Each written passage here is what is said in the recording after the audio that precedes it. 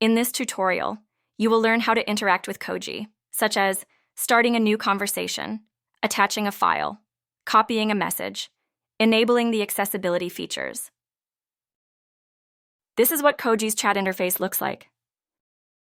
First up, let's try talking to Koji by typing a question in the input field. Then, click the send button. Here is Koji's answer. Now, let's see how to start a new conversation.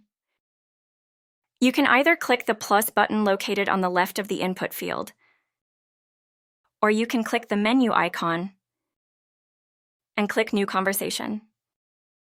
Now let's see how to attach a file and ask Koji to process it.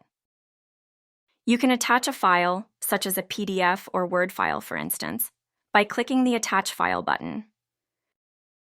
Once attached, the file will appear above the input field. You can then type your message before sending it to Koji with the file.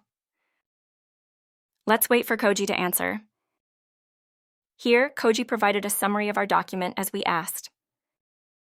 You can copy any message to use it elsewhere by clicking the Copy Message button. Next, let's go back to the menu. If you want more information on how to interact with Koji, click Help to access the related documentation page. Koji offers some accessibility features that you can change by clicking Accessibility in the menu.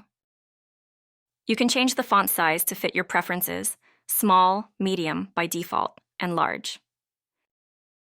Let's try the small font by clicking Small. Here's what the small font looks like. Now let's try the large font size by clicking Large in the Accessibility menu. Here's what the large font size looks like. Another accessibility feature is the monochrome mode, which will display Koji in black and white.